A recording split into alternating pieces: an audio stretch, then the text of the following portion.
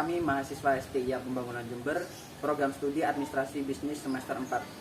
Di sini kami bertujuan untuk membuat video KOTS atau yang bisa dibilang kuliah on the spot dengan beranggotakan yaitu saya sendiri, Wahyu Sutresno, lalu ada saudari Risa Widya, yang ketiga ada saudara Reza Aditya Purnomo, dan yang keempat adalah saudara Hamdan. Di tengah-tengah kami ada seorang narasumber yang akan kita wawancarai mengenai pemeliharaan SDM di usahanya. Baik, untuk Mbak, silakan perkenalkan diri terlebih dahulu. Baik, perkenalkan, nama saya Sylvia Angelina, bisa dipanggil dengan Sylvia. Saya yang mempunyai gerai yang bernama Gerai Hantaran, di mana usaha saya ini bergerak di bidang jasa mahar, seserahan, dan keperluan pernikahan lainnya yang bertempat di perumahan Bumi Mali Permai, Blok 10. Sudah, mungkin itu dari saya. Baik, di sini kita mau bertanya tentang latar belakang dari Kak Sylvia sendiri dari awal bagaimana mendirikan usaha mahar ini.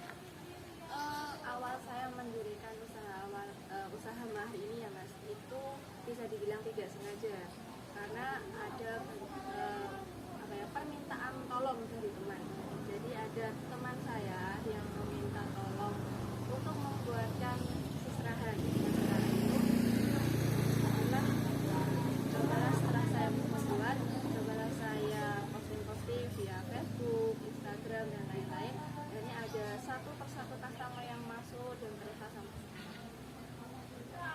Untuk jumlah karyawannya sendiri? Jumlah karyawan saya itu kalau dihitung keseluruhan ada 7 ya Mas ya. Ada 7, kalau yang bekerja di sini itu 4 orang. Kebetulan yang satu sedang tidak masuk, jadi ada 3 orang. Dan bekerja di rumah itu ada 3 orang. Maksudnya bekerja di rumahnya sendiri-sendiri. Jadi pekerjaan yang saya berikan itu bisa dikerjakan di rumah atau di bawah kos. Baik, itu tadi yang dijelaskan oleh Kak Sylvia mengenai latar belakang. Untuk ke materi selanjutnya, kita lanjutkan ke video selanjutnya.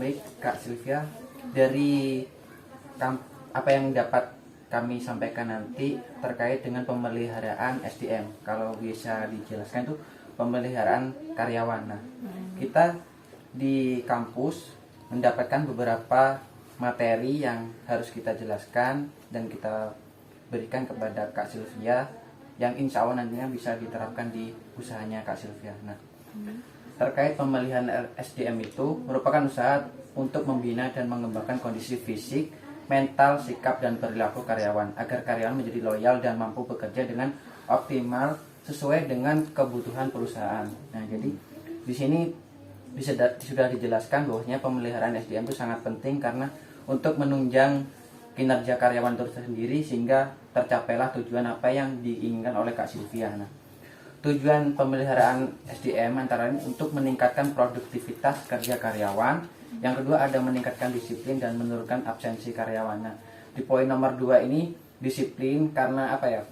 Karena merasa karyawan ini benar-benar diperhatikan oleh Kak Sylvia. Yang kedua, dia absensinya itu selalu masuk terus. Jadi tidak ada yang bolos-bolos begitu.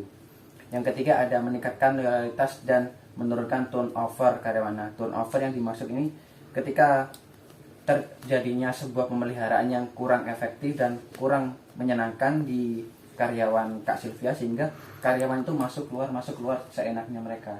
Jadi sering-sering ganti karyawan seperti itu. Tetapi kalau diadakan pemeliharaan tersebut maka karyawan tersebut akan nyaman sehingga dia tidak akan keluar dan masuk dari perusahaannya Mbak Sylvia. Nah, yang keempat memberikan ketenangan, keamanan, dan kenyamanan karyawan. Yang kelima meningkatkan kesejahteraan karyawan dan keluarganya. Yang keenam memperbaiki kondisi fisik, mental, dan sikap karyawan. Yang ketujuh mengurangi konflik serta menciptakan suasana yang harmonis. Jadi di dalam usahanya ketika Mbak Sylvia ini mengimplementasikan pemeliharaan SDM maka di situ karyawan merasa aman, harmonis sehingga pekerjaannya pun terlihat menyenangkan gitu. Yang kedelapan ada mengefektifkan pengadaan karyawan. Nah, untuk dari beberapa poin tersebut itu yang kami dapat dari perkuliahan kami. Dan di sini saya akan bertanya, bagaimana sih Kak Sylvia ini melakukan pemeliharaan SDM atau karyawannya sehingga karyawan itu bisa baik di dalam perusahaan atau usahanya, Mbak Sylvia? Baik. Yang pertama untuk pemeliharaan karyawan ya Mas ya. Saya itu yang pasti satu, memberikan karyawan itu sedikit kebebasan. Maksudnya kebebasan yang di sini kebebasan yang sudah ada di jalannya. Jadi misalkan dalam hari ini kita tidak ada target, tidak ada target yang terlalu banyak. Oke, sekarang kalian mau mengerjakan apa? Itu terserah kalian. Tapi harus tetap produktif. Misalnya kalau saya hari ini ada targetnya, oh kita ada target kirim barang ini 10 piece, ini sudah. Nah setelah itu silahkan kalian mau mengerjakan apa, misalnya mau mengerjakan yang lain, produk-produk yang lain, asalkan tidak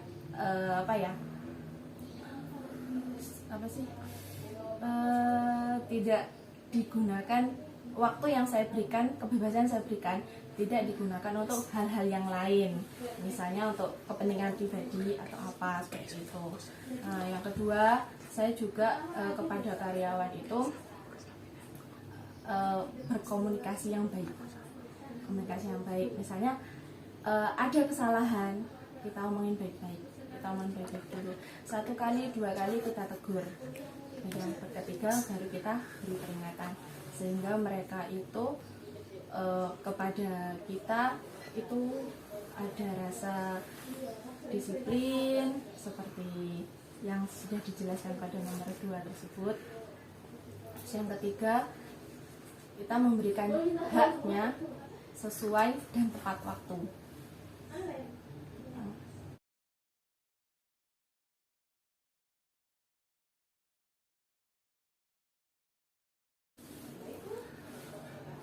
Oke, Mbak Sylvia ya. Nah, untuk materi yang saya dapat dari kampus kemarin, dari hasil presentasi saya dengan teman-teman, nah yaitu tentang stres kerja. Nah, menurut Susmajila Suwando ini, stres kerja adalah suatu kondisi di mana terdapat satu atau beberapa faktor di tempat kerja yang berinteraksi dengan pekerja sehingga mengganggu kondisi fisiologis dan perilaku. Nah, untuk sumber-sumber stres ini yang ada dalam lingkungan kerja ada beberapa, ada 4 ya. Untuk yang pertama yaitu stres yang bersumber dari lingkungan fisik atau physical environment stressor. Nah, sumber ini mengacu pada kondisi fisik dalam lingkungan di mana pekerja harus beradaptasi untuk memelihara keseimbangan dirinya. Nah, contohnya itu kayak kondisi penerangan di tempat kerja. Nah, misal Mbak Sylvia ya kan membuat mahar ya misalnya. Dalam kondisi pencahayaan yang kurang baik, pastinya kan dalam bekerja kan kurang enak kan? Ya, ada kendala-kendala itu. Nah, kalau misal pas kerjaannya juga selesai kan malah jadi bingung, kayak stres juga. Nah, untuk yang kedua yaitu ada tingkat kebisingan. Untuk yang ketiga keluasan wilayah. Nah, untuk contoh stres yang selanjutnya itu stres yang bersumber dari tingkatan individu. Nah, stres ini berkaitan dengan peran yang dimainkan dan tugas-tugas yang harus diselesaikan oleh sehubungan dengan posisi seseorang di lingkungan kerjanya. Nah, yang termasuk dalam sumber stres ini yaitu kayak konflik peran.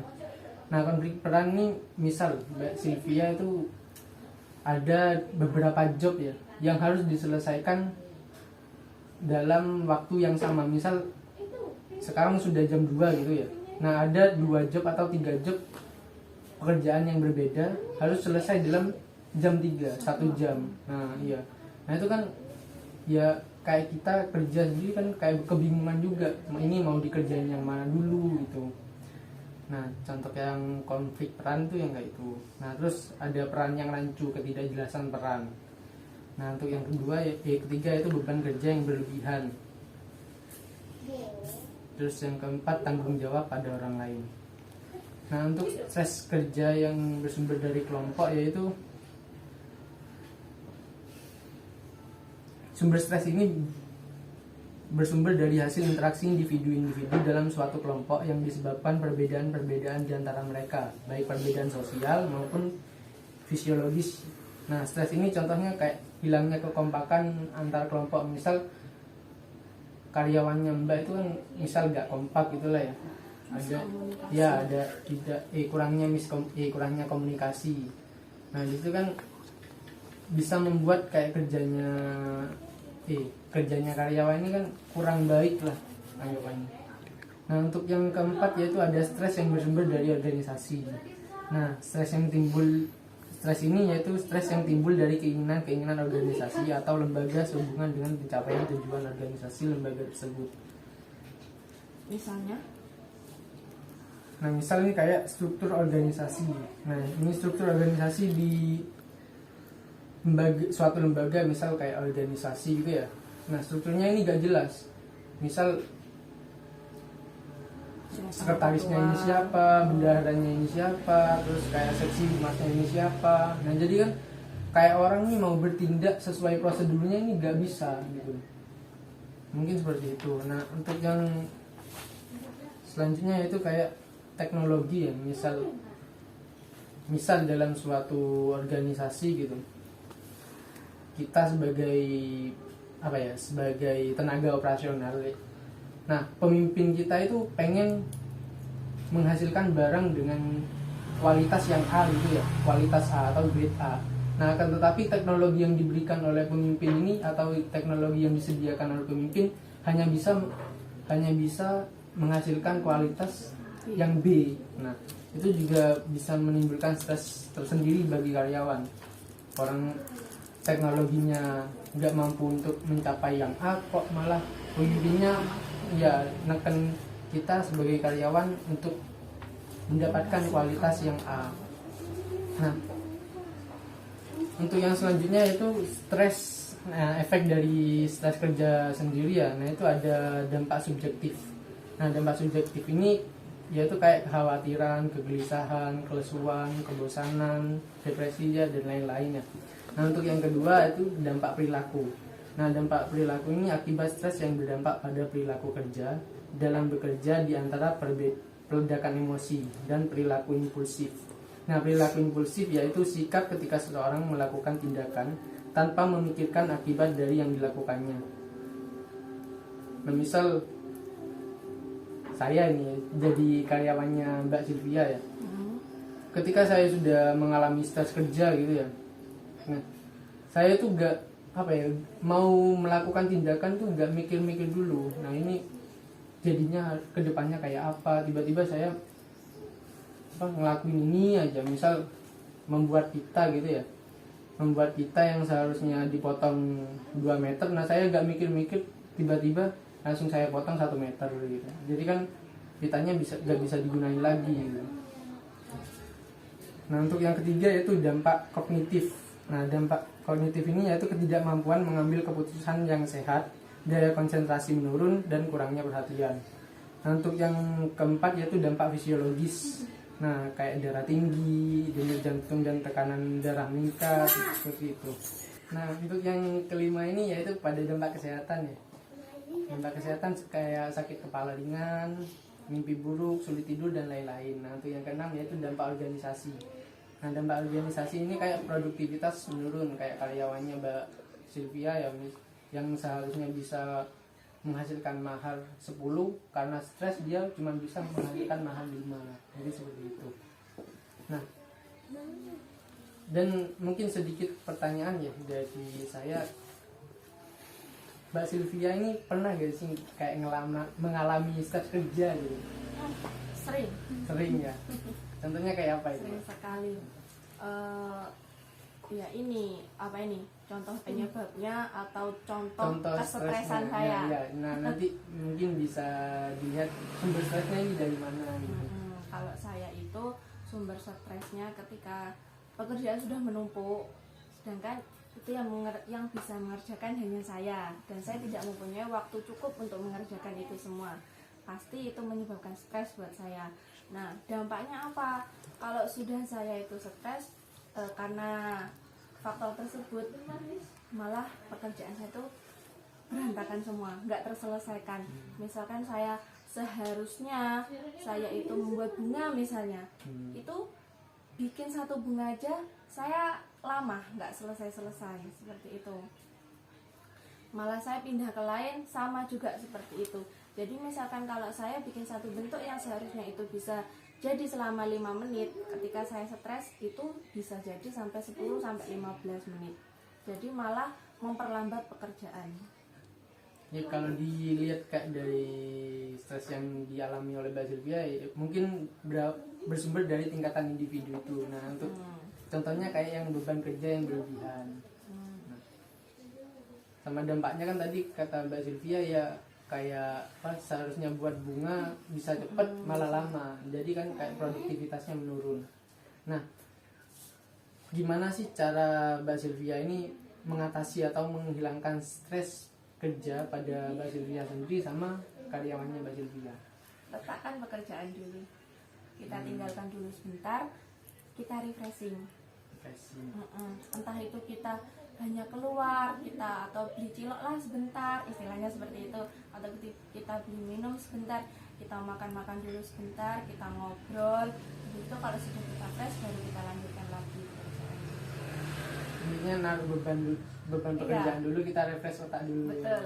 Kalau saya seperti itu, mungkin setiap orang akan mempunyai cara yang berbeda. Tapi ini memang cara saya dalam mengatasi stres saya dan karyawan saya. Jadi ketika kita sudah merasa beban pekerjaan itu sudah terlalu berat, okelah kita istirahat dulu, kita letakkan dulu, kita merefresh dulu, lalu kemudian kita lanjutkan. Ya, daripada kerjaannya nanti malah tambah tidak benar gitu. Betul. Ya. Karena bebannya yang terlalu berat, akhirnya kita kan juga mikirnya kayak tertekan kan. Ya, kita tertekan, akhirnya ide-ide atau kebiasaan-kebiasaan yang kita keluarkan itu jadi buntu, jadi mampet istilahnya. Akhirnya kita memutuskan untuk seperti itu dulu. Jadi intinya ya refreshing dulu lah ya. Refreshing dulu. Ya mungkin itu aja Pak dari saya. Mungkin dilanjutkan sama teman-teman yang lain.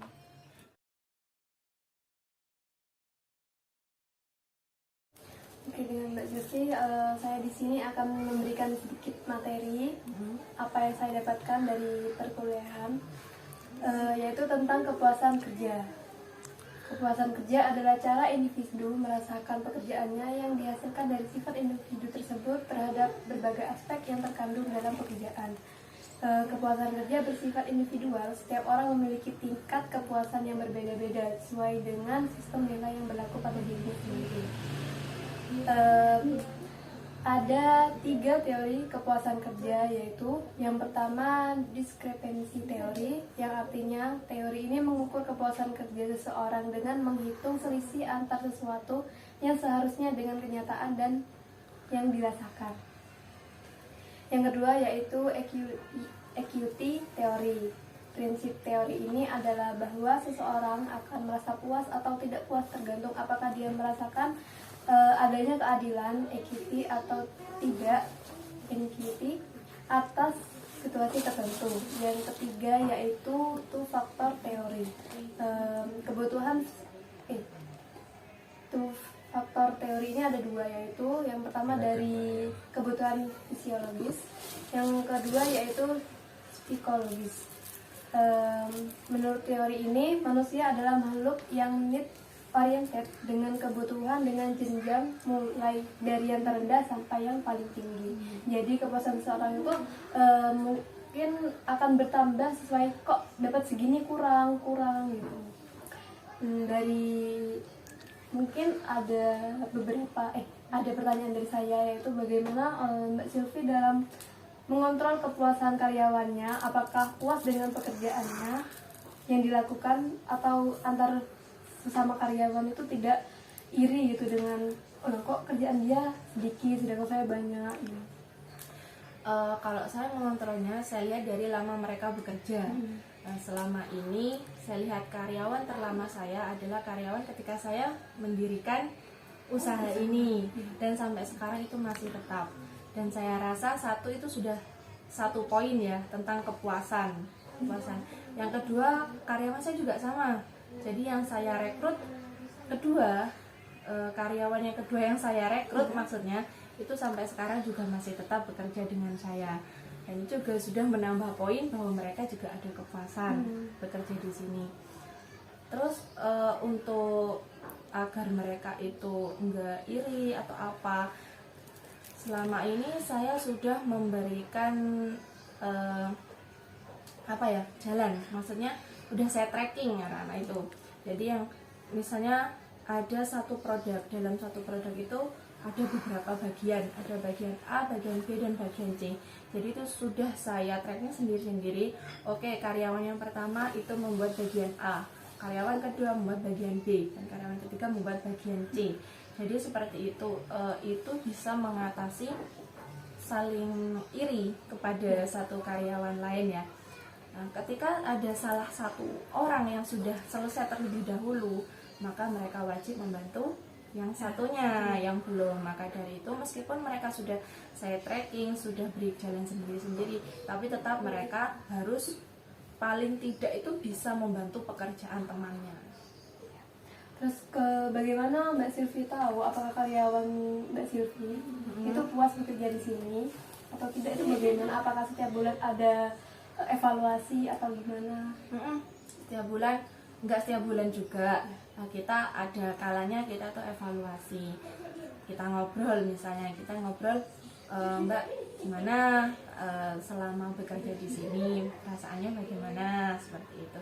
Kalau memang mereka itu tidak puas, maka kalau dari pengalaman saya mereka akan diam, maksudnya ya begitulah Mbak, gini-gini. Tapi ketika mereka puas, mereka akan bahagia. Jadi mereka tuh bahagia dengan apa yang mereka kerjakan. Kalau ketika kita tanya, Mbak gimana, sudah puas apa belum kerja di sini? Oh iya Mbak, saya itu sudah puas gini-gini. Jadi lebih banyak komentarnya daripada yang tidak puas. Kalau tidak puas mungkin mereka akan menjawab sekenanya. Iya Mbak, iya seperti itu. Jadi kalau itu menurut saya. Terus kan setiap karyawan tuh tidak mungkin kan direkrutnya tuh barengan. Kan ada juga yang faktor-faktor mempengaruhi ketidakpuasan karyawan, itu kan salah satunya kadang gaji. Nah, apakah lama atau tidaknya karyawan bekerja mempengaruhi dalam Mbak menentukan gaji karyawan? Kalau kebetulan karyawan saya itu kan jarak antara karyawan 1 dan karyawan 2 lumayan jauh, ya ada 1 tahun lebih lah seperti itu. Jadi ya otomatis ada perbedaan, tapi juga nggak akan seberapa banyak karena mereka juga saya berikan pekerjaan yang jumlahnya sama. Tapi nanti ketika mereka bisa mengerjakan lebih dari apa yang saya berikan, maka saya juga harus memberikan hak yang lebih, reward yang lebih kepada mereka. Baik, dari saya mungkin cuma itu saja. Terima kasih untuk waktu.